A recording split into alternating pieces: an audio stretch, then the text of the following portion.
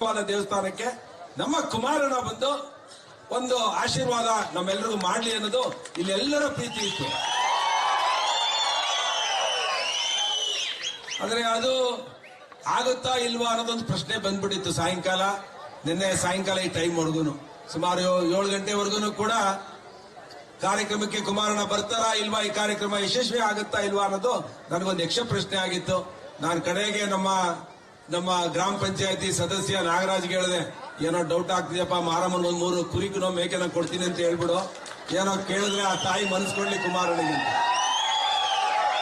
ಆದ್ರೆ ನಿಮ್ಮ ಭಕ್ತಿ, ಆ ತಾಯಿಯ ಶಕ್ತಿ, ನಿಮ್ಮ ಭಕ್ತಿ ಮತ್ತೆ ಶಕ್ತಿ ಇವತ್ತು ನಮ್ಮ ಕೇಂದ್ರದ ನಾಯಕರು ಮತ್ತೆ ಇಡೀ ನಮ್ಮ ಕರ್ನಾಟಕದಲ್ಲಿ ಒಬ್ಬ ರೈತ ನಾಯಕ, ಜನಮೆಚ್ಚಿದ ನಾಯಕ ಯಾರಾದ್ರೂ ನಾವು ಯಡಿಯೂರಪ್ಪನವರ ದೇವೇಗೌಡರು ನೋಡಿದ್ದು.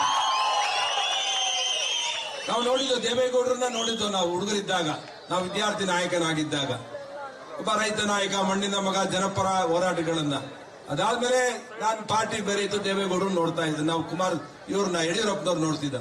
ಅದಾದ್ಮೇಲೆ ಕುಮಾರಣ್ಣನ ನೋಡಿದೆ, 2 ಬಾರಿ ಮುಖ್ಯಮಂತ್ರಿಯಾಗಿ ಅಸೆಂಬ್ಲಿ ನಾನು ನೋಡಿದೆ. 2008ರಲ್ಲಿ ಮತ್ತೆ 2013ರಲ್ಲೂ ಕುಮಾರಣ್ಣ ಅವ್ರನ್ನ ಶಾಸಕರಾಗಿ ನೋಡಿದೆ ಹೋರಾಟಗಳನ್ನ. ನಾವು ಕರ್ನಾಟಕ ರಾಜ್ಯ ಇತಿಹಾಸದಲ್ಲಿ ಯಾರಾದ್ರೂ ಒಬ್ಬ ತೊಡೆ ತಟ್ಟಿ ವಿರೋಧ ಪಕ್ಷಕ್ಕೆ ಎದೆಯಲ್ಲಿ ನಡಕ ಹುಡುಕ್ತಾರೆ ಅಂದ್ರೆ ಅದು ಕುಮಾರಣ್ಣ. ಅಂದ್ರೆ ಭಗವಂತ ಯಾವಾಗ್ಲೂ ಒಳ್ಳೆಯವರಿಗೆ ಪರೀಕ್ಷೆ ಮಾಡ್ತಾನೆ. ಕುಮಾರಣ್ಣವ್ರು 5 ವರ್ಷ ಸಂಪೂರ್ಣ ಮಾಡಿದ್ರೆ ಮುಖ್ಯಮಂತ್ರಿಯಾಗಿ ಕರ್ನಾಟಕದ ರಾಜ್ಯ ಚಿತ್ರಣನೇ ಬೇರೆ ಆಗಿತ್ತು. ರೈತರ ಒಂದು ಕಳಕಳಿಯಿಂದ ಕೆಲಸ ಮಾಡುವಂತವರು ದೇವೇಗೌಡಜಿಯವರು ಮತ್ತೆ ಕುಮಾರಣ್ಣವರು. ಅಂತ ಒಬ್ಬ ನಾಯಕ ಇವತ್ತು ಕೇಂದ್ರದ ಮಂತ್ರಿ ಆದ್ಮೇಲೆ ನನ್ನ ಕ್ಷೇತ್ರಕ್ಕೆ ಮೊದಲನೇ ಬಾರಿ ಬಂದು ಈ ಒಂದು ಮಾರಮ್ಮನ ದೇವಸ್ಥಾನದ ಒಂದು ಕಾರ್ಯಕ್ರಮದಲ್ಲಿ ಭಾಗವಹಿಸಿ ಇವತ್ತು ನಮ್ಮೆಲ್ಲರಿಗೂ ಒಂದು ಹಿತವಚನ ಹೇಳೋದಕ್ಕೆ ಬಂದಿದ್ದಾರೆ. ನಾನು ನನ್ನ ಕ್ಷೇತ್ರದ ಎಲ್ಲ ಮತದಾರರ ಪರವಾಗಿ ಹೃದಯಪೂರ್ವಕವಾದ ಸ್ವಾಗತವನ್ನ ಮತ್ತೆ ಅಭಿನಂದನೆಗಳನ್ನ ನಾನು ಸಲ್ಲಿಸ್ತೇನೆ. ಇವತ್ತು ಈ ಕಾರ್ಯಕ್ರಮದಲ್ಲಿ ಕುಮಾರಣ್ಣವ್ರ ಜೊತೆಗೆ ಸತೀಶ್ ಅಣ್ಣವರು, ಅವರ PSಗೆ ನಾನು ಧನ್ಯವಾದ ಹೇಳಬೇಕು. ನಾನು ಅವ್ರ ಕೈ ಮುಗಿದು ಹೇಳ್ಬಿಟ್ಟೆ, ಏನಾದ್ರೂ ಮಾಡಿ ಕರ್ಕೊಂಬರ್ಬೇಕಪ್ಪ ಅಂತ ಹೇಳಿ. ಅವರು ಕೂಡ ಈ ಕಾರ್ಯಕ್ರಮಕ್ಕೆ ಕುಮಾರಣ್ಣನ ಕರ್ಕೊಂಬರೋದ್ರಲ್ಲಿ ಅತ್ಯಂತ ಮುತುವರ್ಜಿ ವಹಿಸಿ ಕಾರ್ಯಕ್ರಮಕ್ಕೆ ಕರ್ಕೊಂಬಂದಿದ್ದಾರೆ. ಸತೀಶ್ ಅಣ್ಣನಿಗೂ ಕೂಡ ನಾನು ಹೃದಯಪೂರ್ವಕವಾದ ಅಭಿನಂದನೆಗಳನ್ನ ಸಲ್ಲಿಸ್ತೇನೆ ಈ ಕಾರ್ಯಕ್ರಮ ಯಶಸ್ವಿ ಆಗೋದಕ್ಕೆ.